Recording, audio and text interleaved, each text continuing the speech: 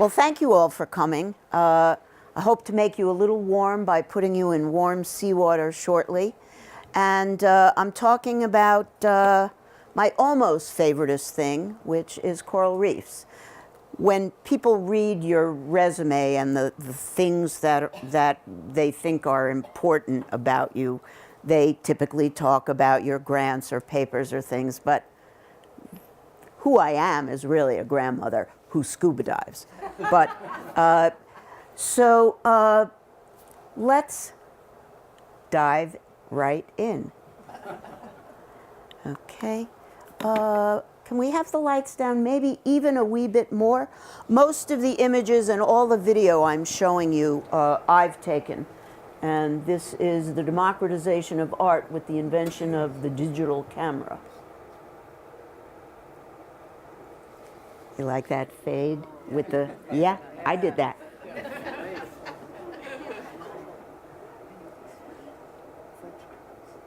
Ah, yes, they're grunts.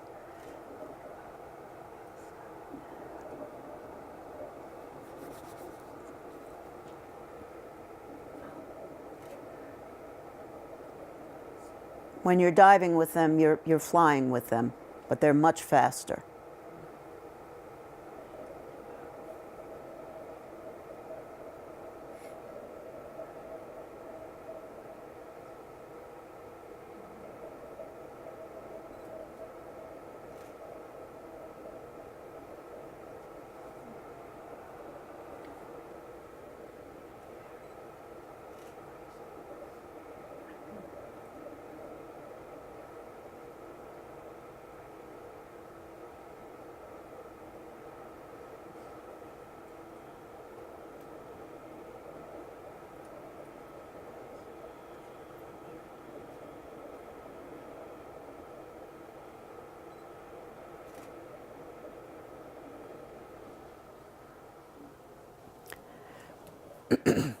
So I've lived all my life in the Northeast and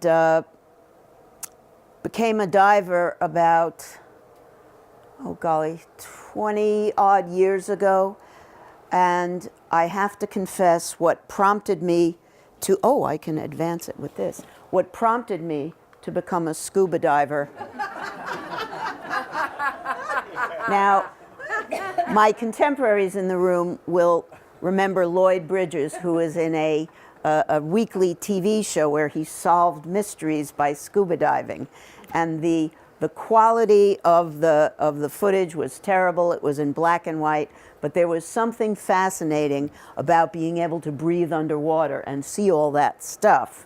And then another hero of mine, of course, Jacques Cousteau, who developed in with a French associate, our capacity, our technology that enables us to scuba dive. And what finally pushed me over the edge to learn how to scuba dive was my midlife crisis. So I waited for my children to become old enough to become certified divers, and then we all went down to the Caribbean to learn how to scuba dive. And coral reefs are all over the world. They encircle the globe at the tropics and a little bit to the subtropics. But I couldn't afford a flight to Bali, where I really wanted to go. So we ended up flying to the Cayman Islands. This is Florida. And here's Cuba. Yep. Here's Cuba, this is Hispaniola, and you know what's wrong with these laser things? Any little tremor you have is like magnified. So, yeah. Well, I'm gonna do this. See this?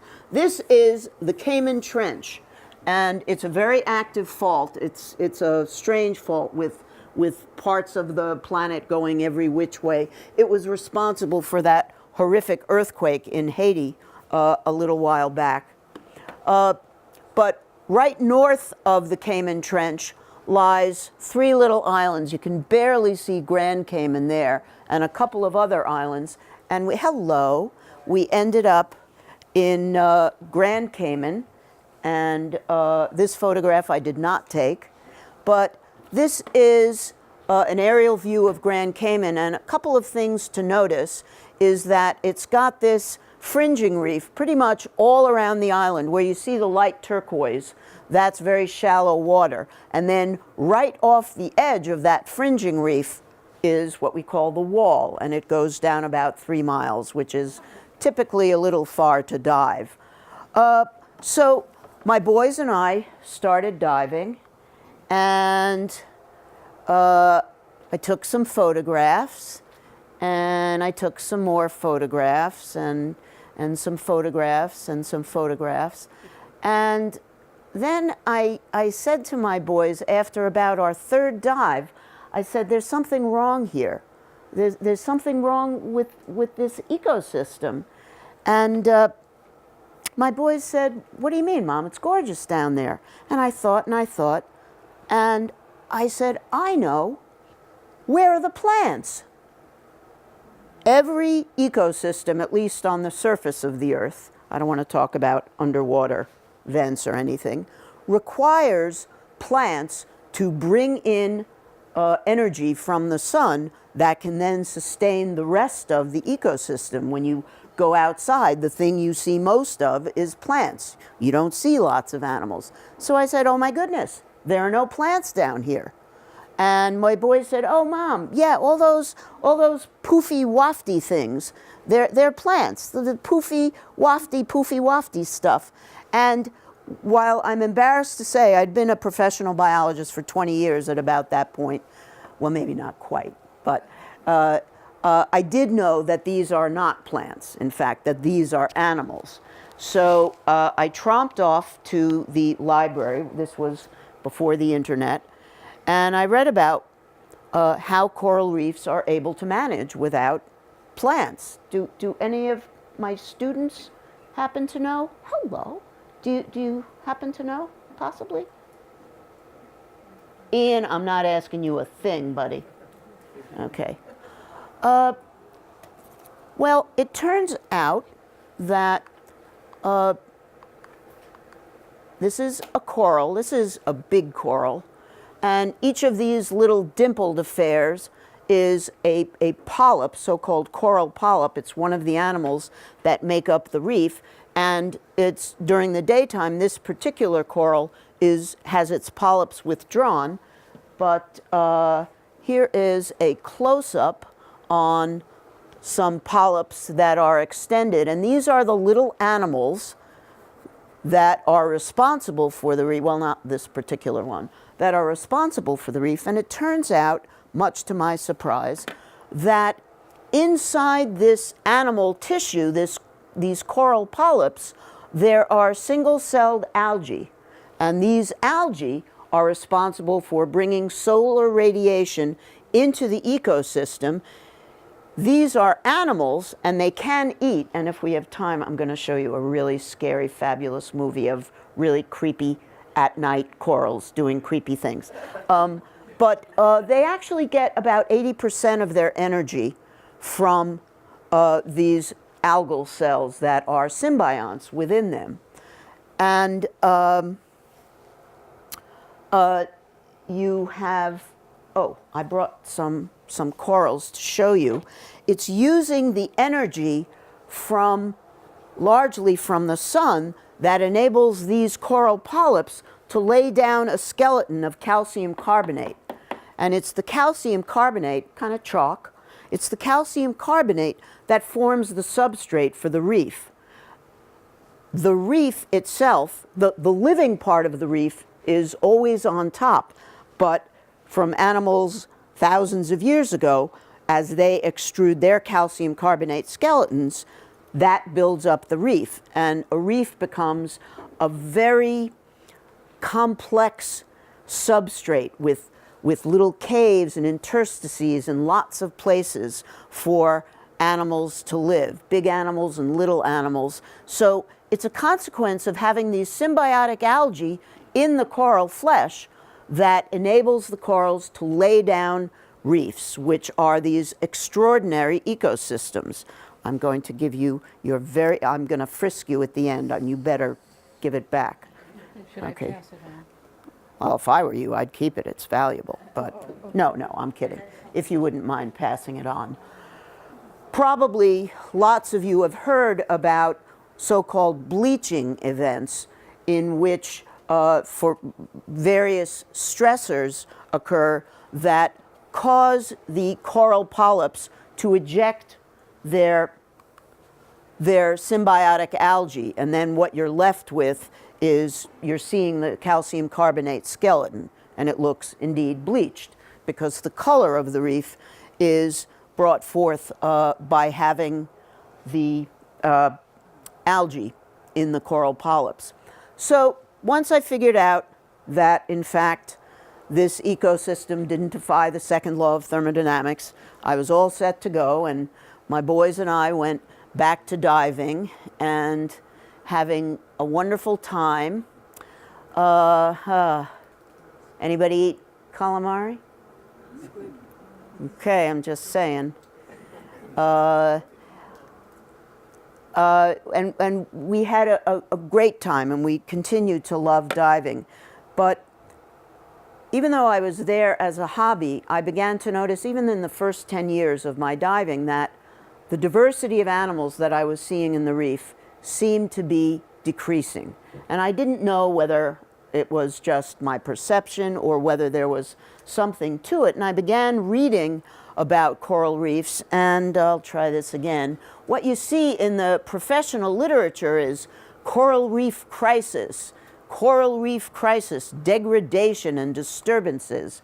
So I became interested in what sorts of stressors were affecting coral reefs, and there is a huge literature on the various assaults and stressors that coral reefs have been enduring for the last, in particular, I would say 30 or 40 years. This is not a complete list of them by any means, but a little bell went off in my head. Hey, Betsy, maybe you'd want to switch your research from Chile, Vermont to the Caribbean.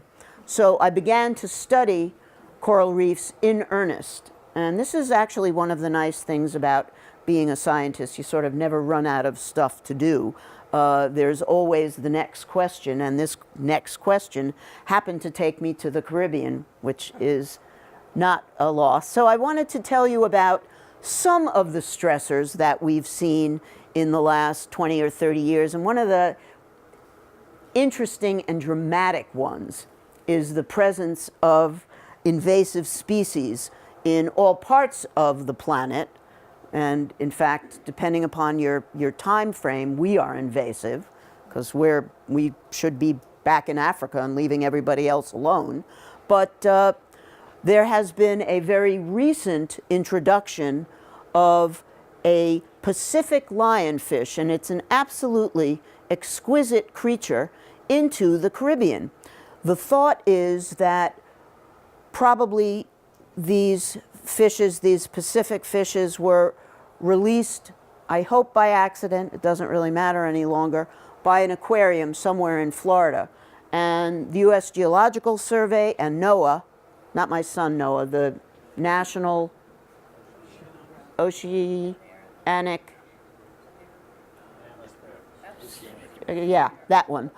They've been following the extent of the range of the lionfish populations, and now there is no place in the Caribbean that you can go where you don't see lionfish. And they've been carried out to Bermuda, which has corals because of a little fluke of some currents, and all the way up. I'm seeing that, Curtis. What do you think? Have you seen a lionfish up there? So they're all over the place. And as I said, they are absolutely stunning animals, but they have no natural predators. They are voracious eaters of anything that's, they can consume another prey item that's about a third as big as they are. So their mouths open hugely. They reproduce like lionfish. And scientists began to worry that these invasive fish were having an impact on the diversity of the coral reefs in the Caribbean. So a bunch of people began studying them, and in one study, oh, graph time, all right, students, try not to panic. What some divers did was they took reefs that didn't have any lionfish in them, and they seeded some of the reefs with a single lionfish and left the other reefs alone as the control. And then they measured over a period of 5 weeks, since they established these little study sites, they looked at the recruitment of little baby fish to that area. And it doesn't mean necessarily, when we say recruitment, we don't mean, hey, come here. It's more what babies were able to develop there. So, which one of you three wonderful women, okay, what is your name? Anna. Anna, tell me can you see it? You can lie and say, I don't see it, Beth. I can see it. Yeah, good. So we've got our experimental group with the lionfish seeded and the no lionfish. So what's that telling us?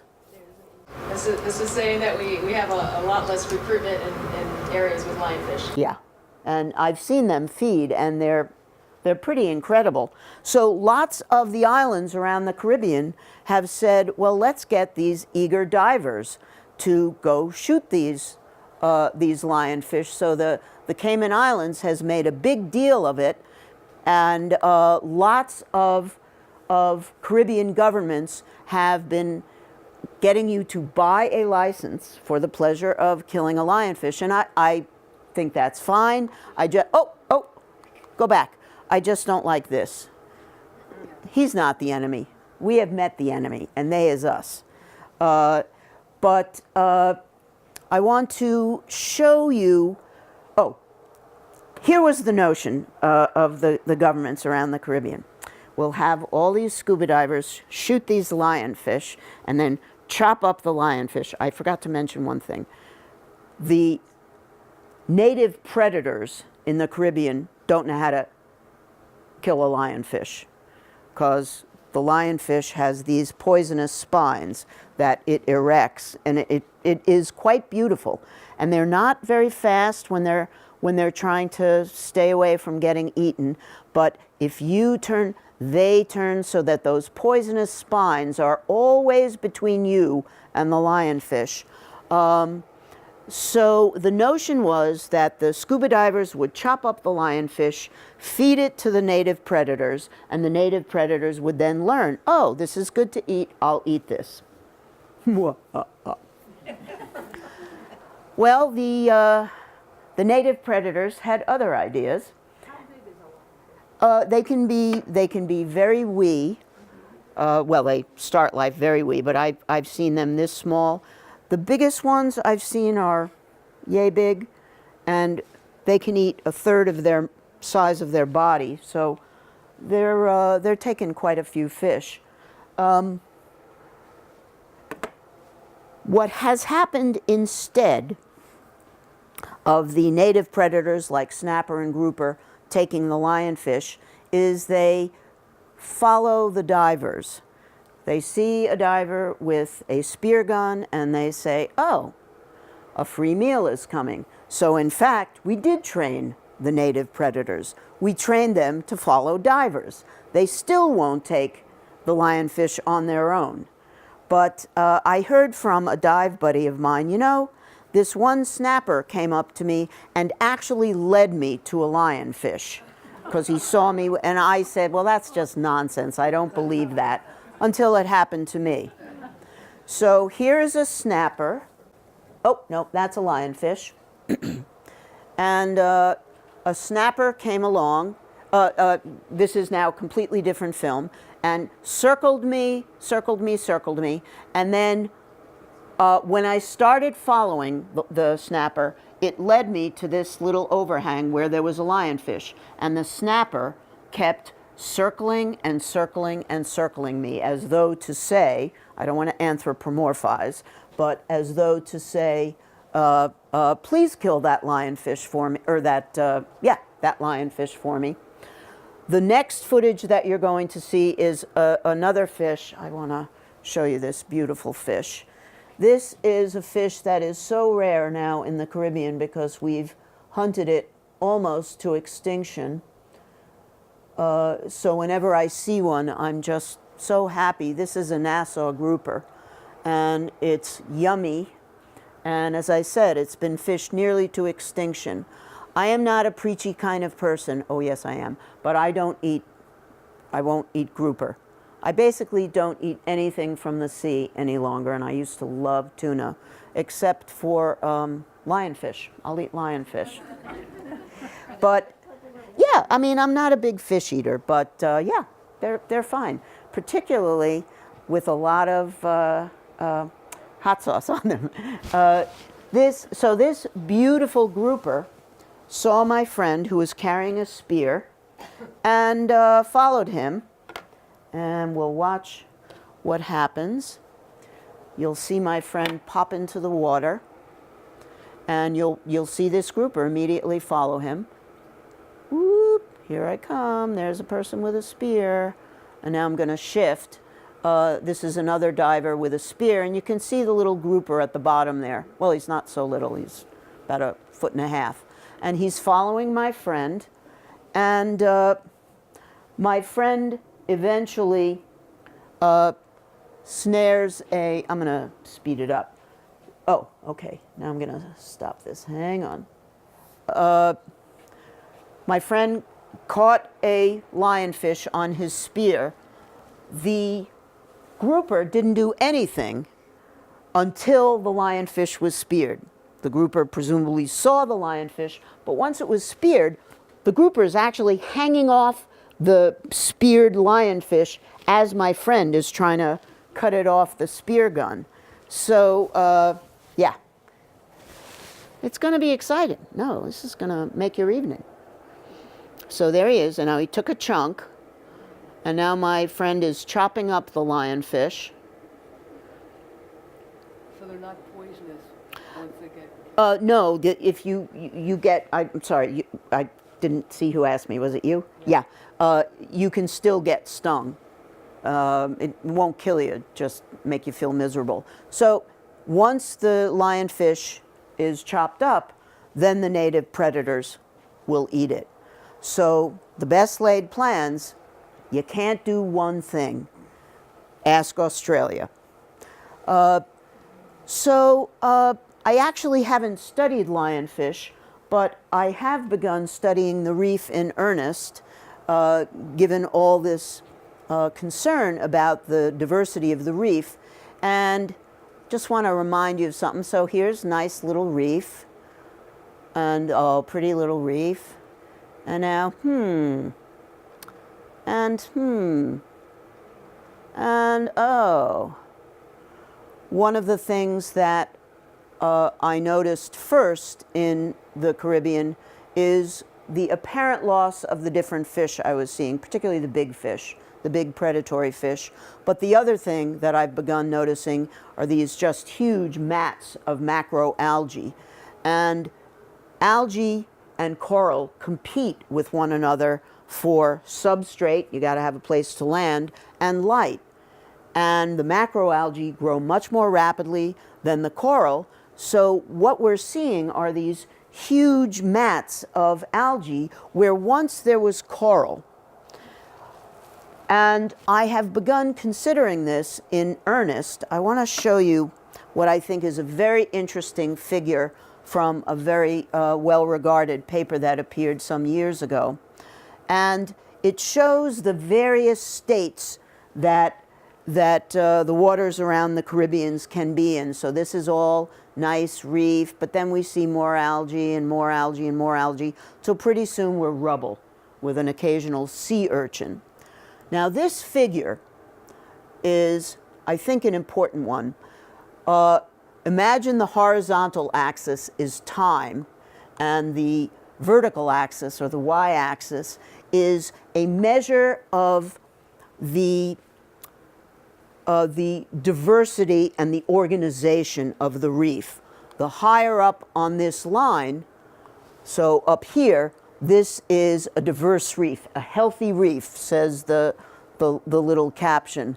But over time, as there are more and more stressors and assaults on the reef, the degree of organization of the reef decreases over time till we're left with something that's basically rubble, which does not support a lot of different animals.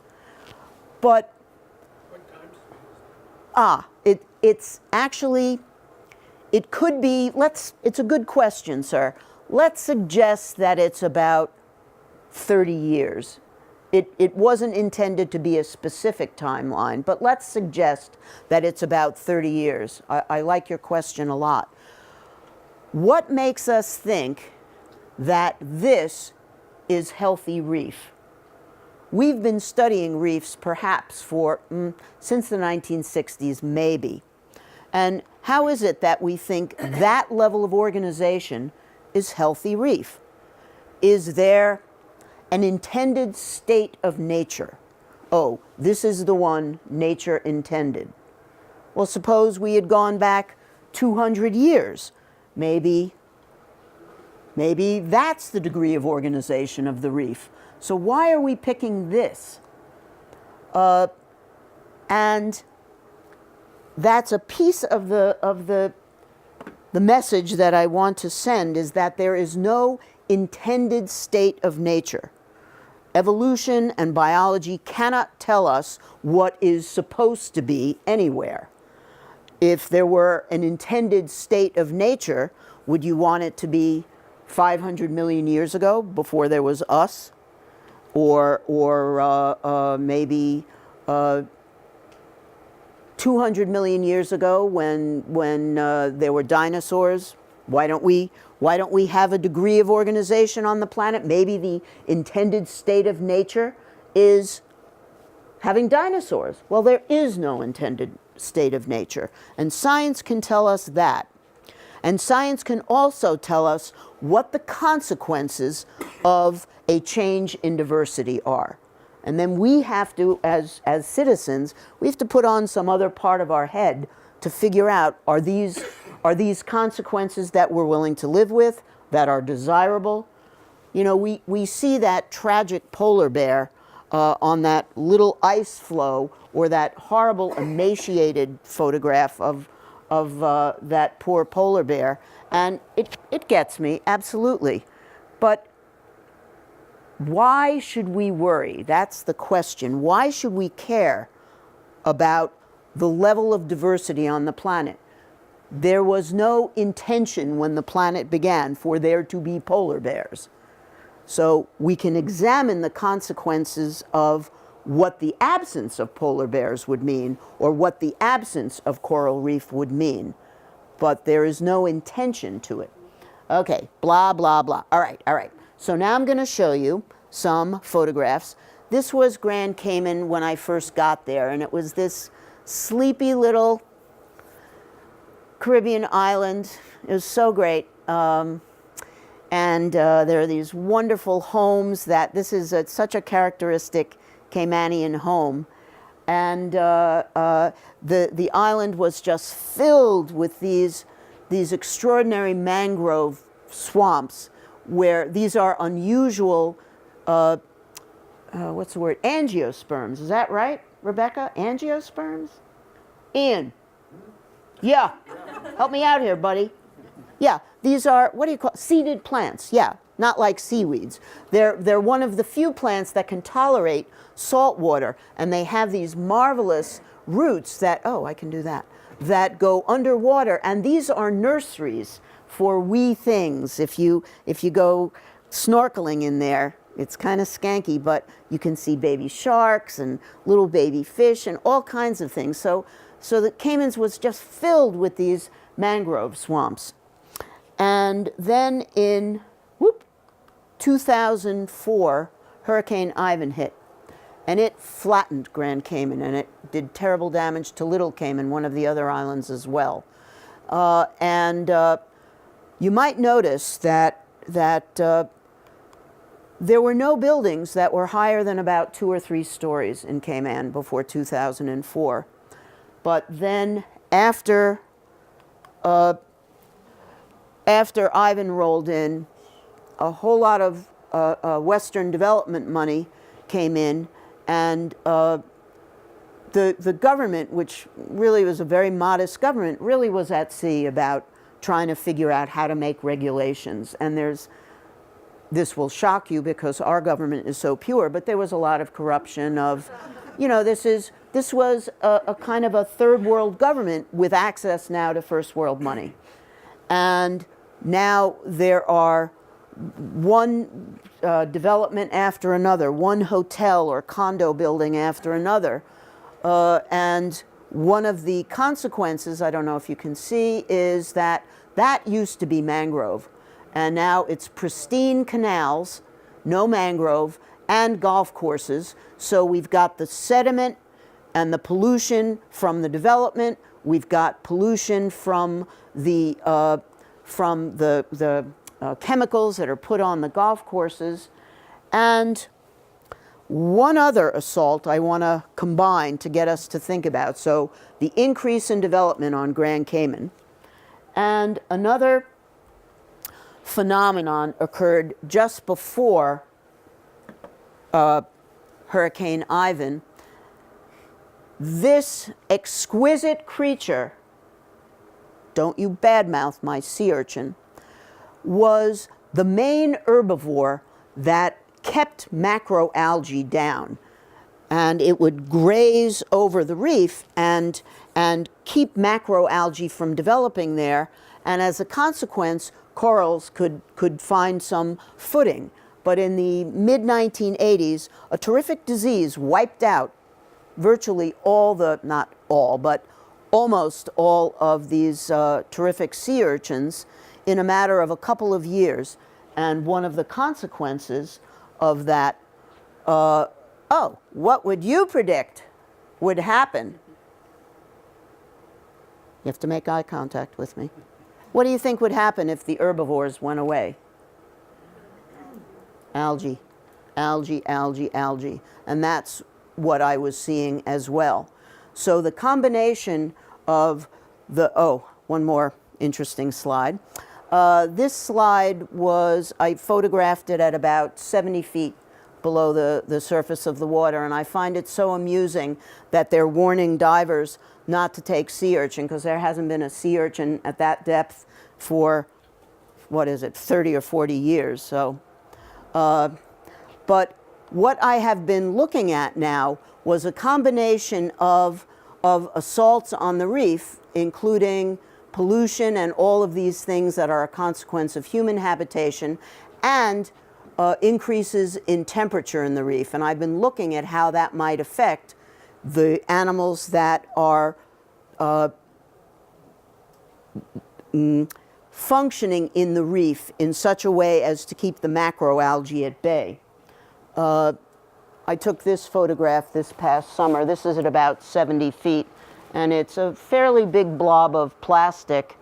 And if you were a turtle, you'd think, oh, that looks yummy. And I presume lots of you have seen photographs of that trash island in the middle of the Pacific, and animal after animal after animal is dying from the ingestion of plastic or from being entangled in plastic. So our footprint is all over this planet in not such good ways. I have actually spoken to Brian Campion, who is one of our senators here in North and South Shire, asking him to have the legislature consider a ban on non-recyclable grocery bags. Lots of states have already implemented such a ban, and many of the islands in the Caribbean have implemented such a ban.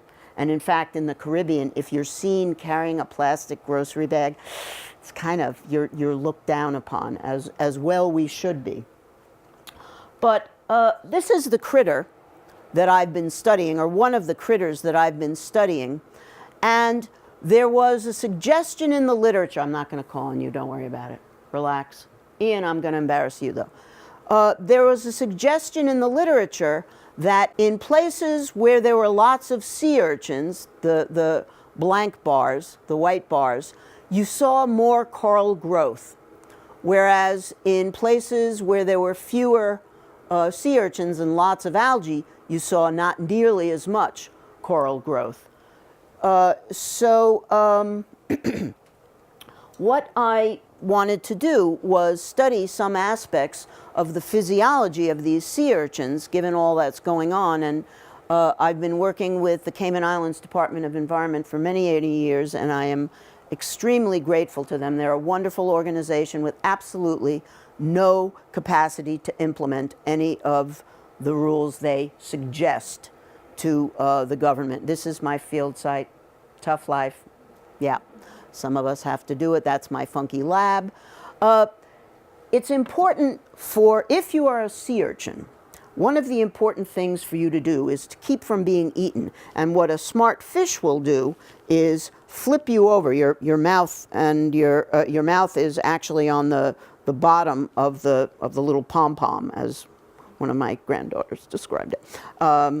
The bottom is where there are fewer spines, and fish try to flip the sea urchin over and nosh on the softer part of the sea urchin.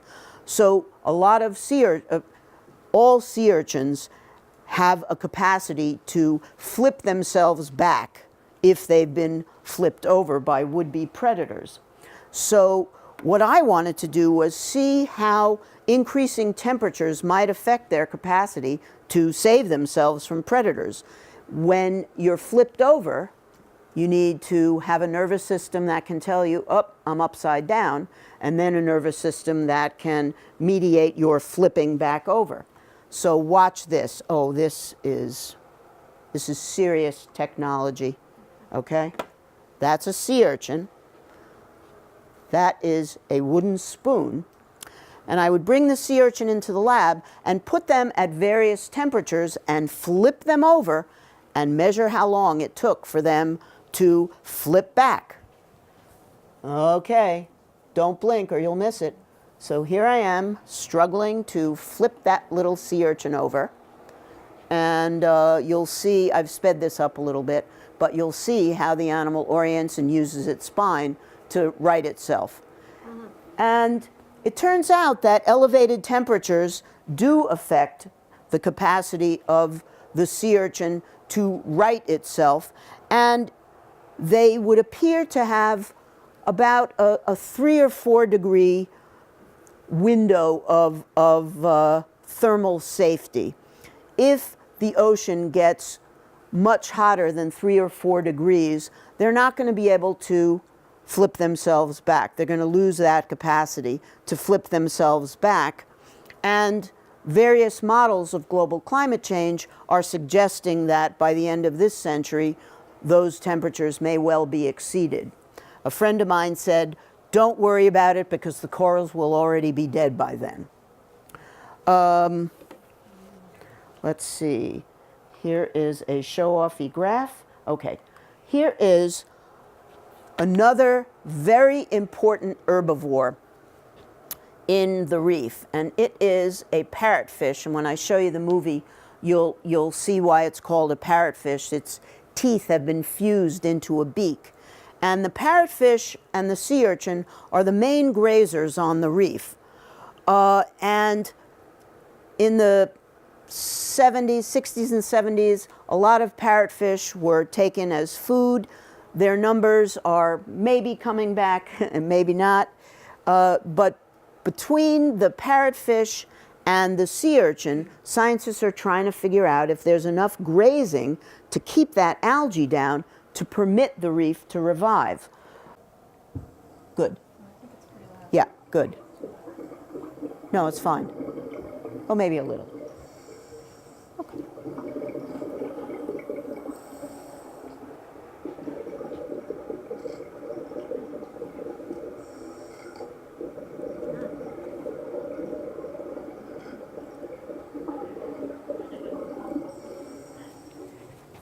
Stop, stop, oh, stop.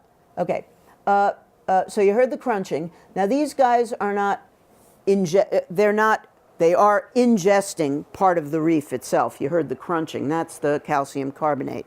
But there are little sheens of algae on top. They ingest the calcium carbonate, but don't digest it. They only digest the algae that are on top. They crunch up the coral, the carbonate, and poop it out as sand. So when you're lolling on the beach, just know you're sitting in parrotfish poop. But what I want you to listen to is after this parrotfish leaves the coral and starts swimming away, you will see, without his moving his lips, you'll hear crunching. And this was another thing that I had no idea about.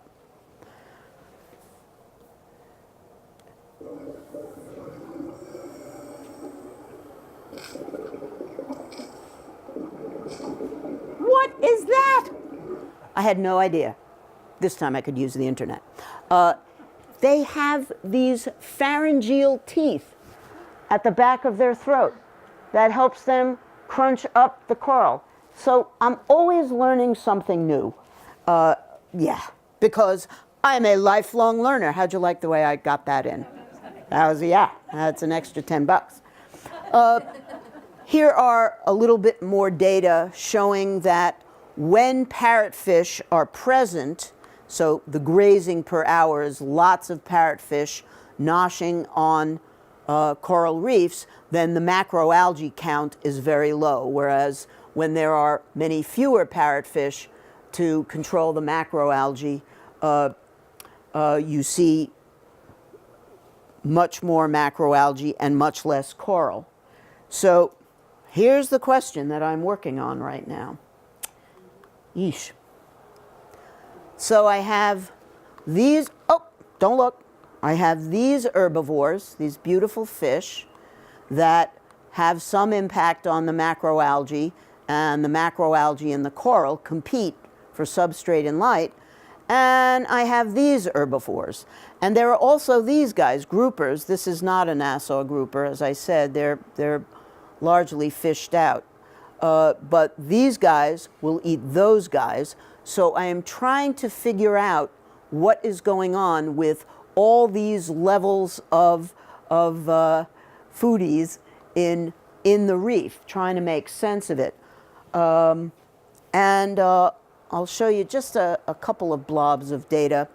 I've been studying the parrotfish on Grand Cayman, which has a very high population density, and also on Little Cayman, which it's like going back to the 1950s. It's absolutely gorgeous and pristine compared to Grand Cayman. And the population of parrotfish is actually higher in the island that has more people. But the predators are almost non-existent in the island with more people. And I suspect there is a relationship between the presence or the absence of the predators and the presence of the herbivores, but yet to be seen. So this is what it looks like. I go underwater. I have a slave with me called a student. And we put out a 30-meter, 100-foot tape underwater.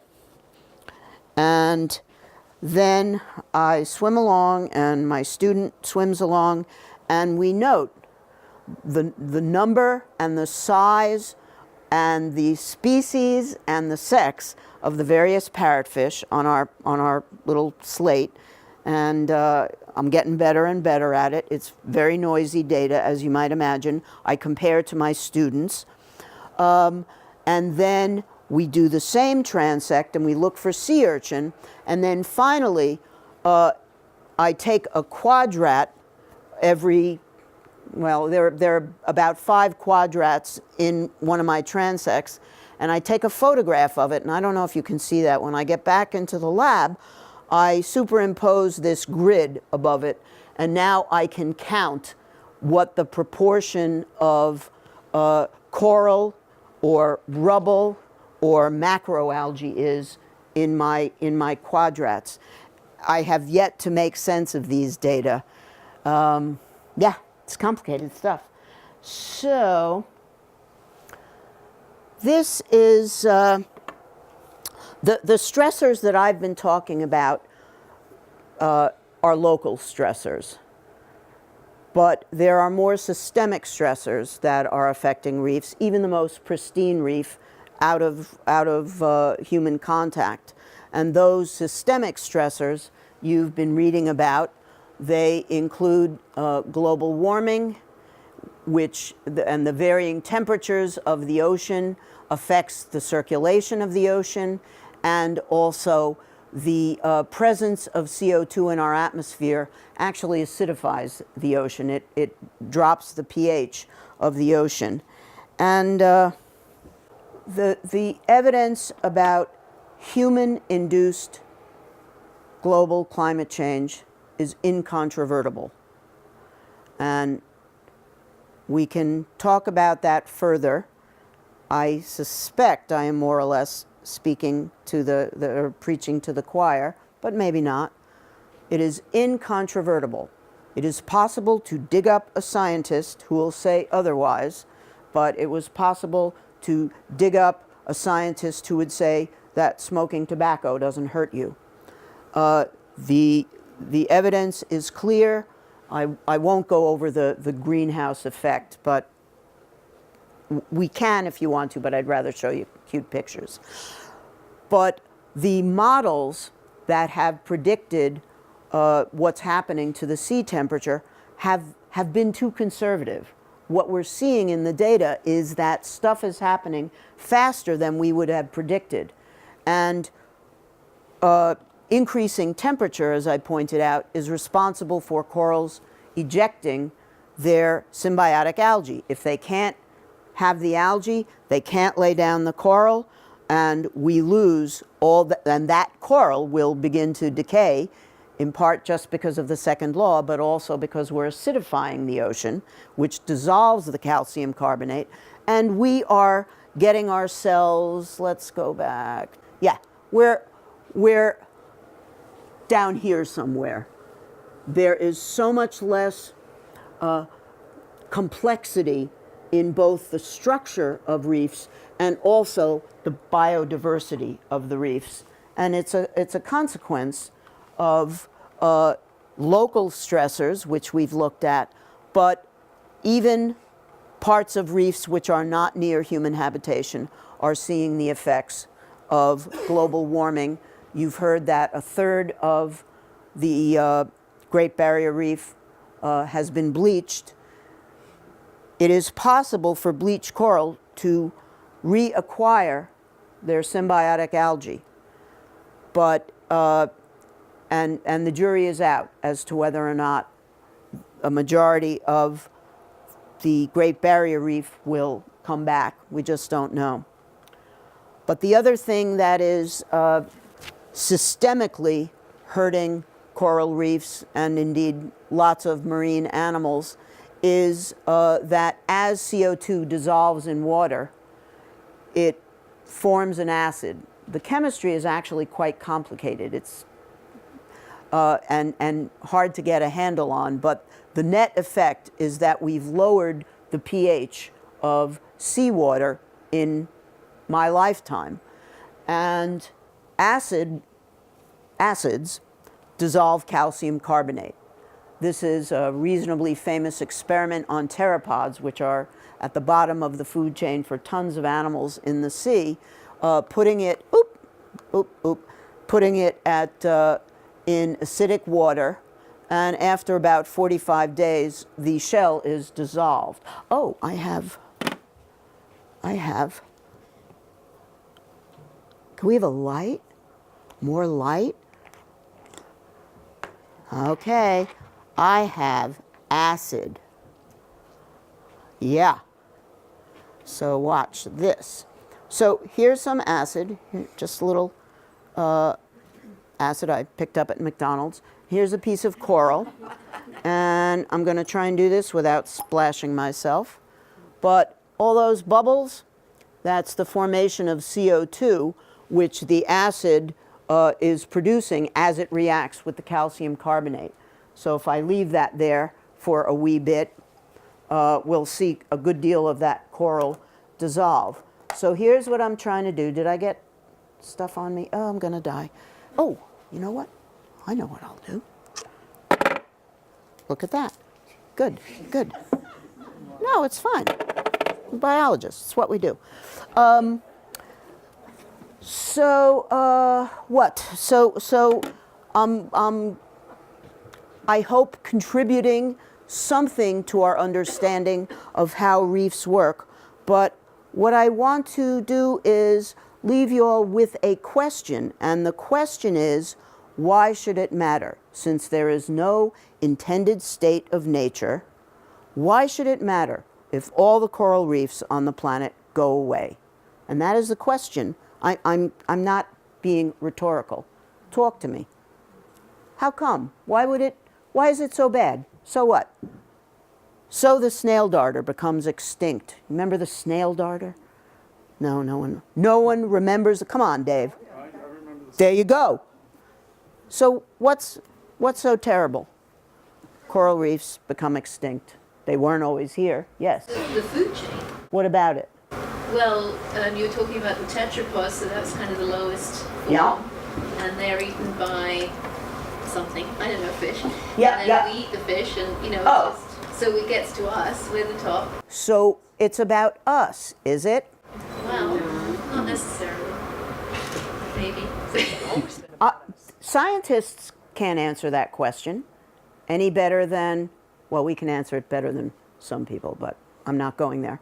This is a G-rated thing. But so it might interfere with human food supply, and that is absolutely the case. What kinds of humans rely on coral reef food to sustain them most? Rich people or poor people? Poor people. The people who will suffer the most from problems having to do with the diminution of coral reefs are people who do not have the resources to withstand the perturbations they are going to suffer. So, okay, but they're poor people, and they're in, the Caribbean. Why do I care here in Vermont? Or do I? My mother doesn't care. She thinks I would be staying home more if there were no reef. So should we care, Mayor? Well, what's the impact of having more CO2 in the water?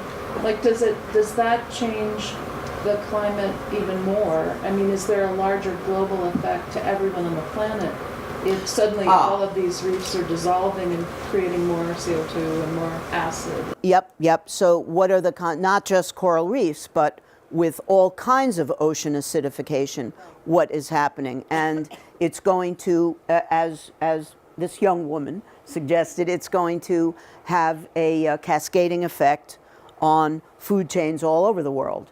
So not just whether you want to eat a grouper, but whether you want to eat a tuna. So there are negative consequences, but negative consequences for whom? If all of humanity and all of the sea urchins on the planet and all the dolphins and if they all went extinct, so what? They weren't here 500 million years ago. They were trilobites. Trilobites are now extinct. Well, if you're a trilobite, you think the intended state of nature is that there are trilobites. What's the problem? So what? And I do want to show you sexy underwater photographs. So I'm going to, oh, Randall, you inhaled. I inhaled. I don't know much, but I recently saw a film about getting rid of the Alway, the dam over the Alway River in Washington. And I came away with something I didn't know before, was that the health, or those, say, fish who have marine Life cycles. minerals, marine Yeah. things that are good to live, need to live. Yeah. What do you call that? Marine nutrients? Yeah. That when those fish go up freshwater rivers, and those fish are then consumed by Bears who then take them to Yeah. the land and they decompose. Yep. Those are providing, I mean, Nutrients for who? nutrients, yeah, for the land. For the land? Yeah, and then that's, Oh, it's about us. well, it's all, I think the marine health is implicates the health of the rest of the planet, and whether Which it's is about animals, well, yes. What make an argument to Senator McConnell that we don't want to burn coal, Senator McConnell, because the alewives will suffer and so the bears won't have enough to eat, and that's wrong. Am I being snotty? On a 1 to 10? Sorry. No, but there's plenty of scientists now who talk about the economic value. You know, how much is it going to cost us if we have to deal with all these horrible storms? And they start to Yeah. economize it. Not sure that's You know who takes all this stuff extremely seriously is the Pentagon. right. The insurance companies Yeah. believe in climate change. Yeah, And they're the yeah. most conservative companies. Well, I wouldn't say that, ma'am, but I permit you to say that. So, yeah, Georgie. I also have a question. It might be a slight divergence, but when we had gone to Belize, they were doing some research on the rising waters. And what had happened was that all these resorts that came and chopped down the mangroves roots actually held the land, the borderland, all around the island and kept the island integrity intact when it had storms. You bet. But because the mangroves drove in little fishies and little buggies, they didn't want little fishies and little buggies, and they chopped them down. So Yep. now they have to put sandbags, Yep. which are useless. Yep. The mangroves grow very slowly, so to replace what was taken is not palatable. And the other thing is the coral reefs and the mangroves also are natural barriers between water storms that would come up You bet. and otherwise ravage the land. Without those natural barriers, there's nothing. It's And like so- taking down a pier. And I ask you again, so what? So the hurricane ravages the island, so what? We're driving ourselves to extinction. Does that matter? There's no intended state of nature. But there's a state of balance that There's no balance. There is no balance. Balance is death. Okay? If you are in equilibrium with your environment, the amount of sodium here is exactly the amount of sodium there. We call that dead. We are an energy-consuming organism. Our organization is at the expense of our sun running down. Now, don't anybody go out and kill themselves. There's nothing we can do about the sun running down. But there is no intention, there's no balance. How do we make an argument if we are concerned about the burning of fossil fuels, about the plastics in our ocean? Because I'll tell you, my mother is not moved by a polar bear.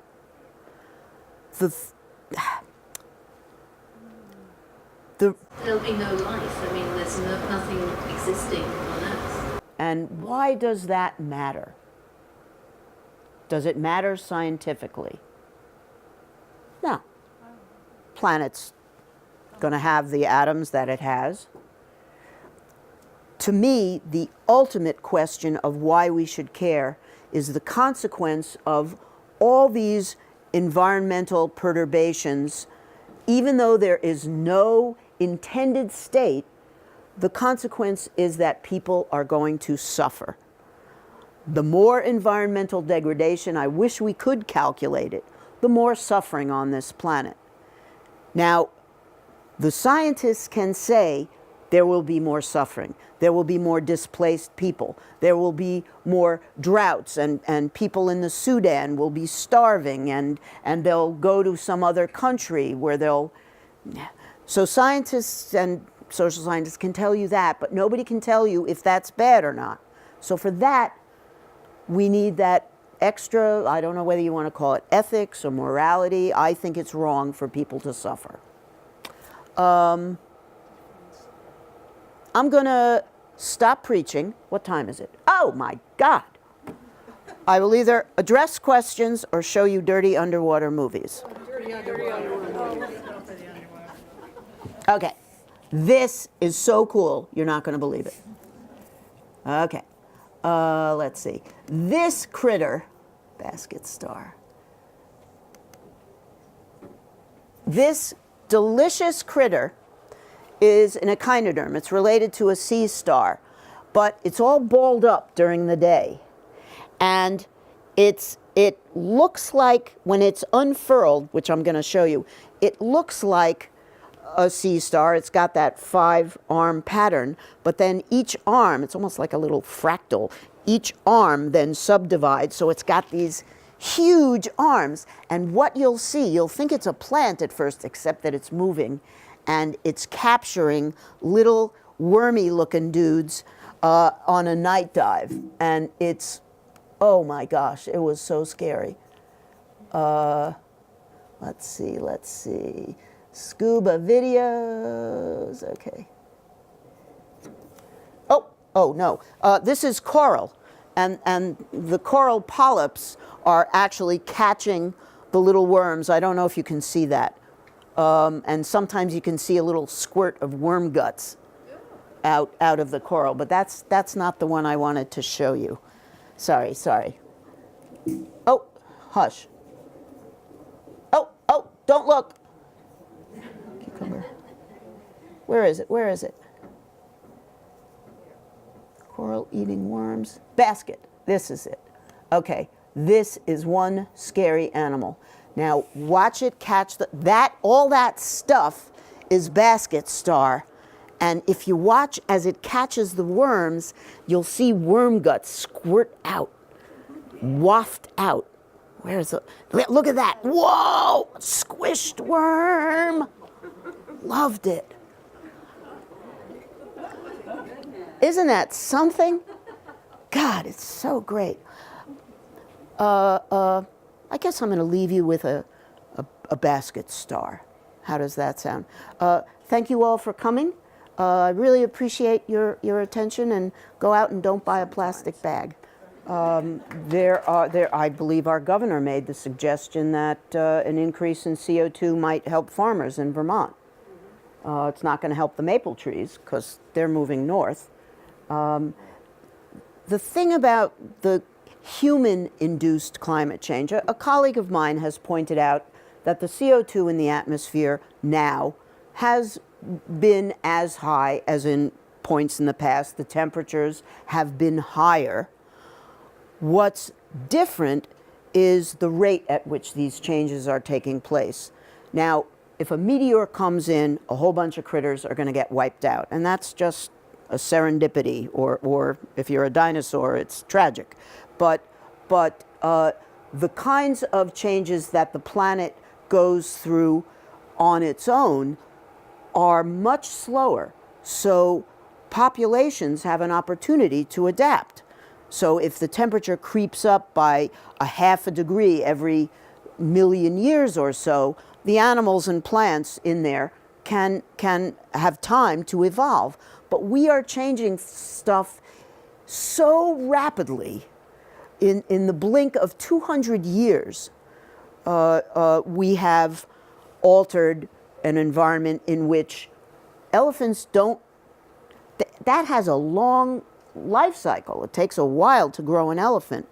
The organisms that are capitalizing on the very quick changes that our planet undergoes are those with very short generation times. Bacteria, fungi, parasites, and we are seeing that now. We're watching bugs that normally would be killed by frost in Vermont move up. I am told by a colleague of mine who is a climate change researcher that we are going to have the climate of South Carolina, perhaps in my lifetime, although I doubt it. So again, there's no saying that's wrong by a scientific point of view. We're just going to tell you we're going to make hypotheses and test those hypotheses about what may happen. But it's up to us as citizens of this planet to decide if that's okay with us. that people will suffer, that I will lose the beauty of the reef. And the aesthetics of nature are hugely important to human well-being. So, yeah. So, yeah.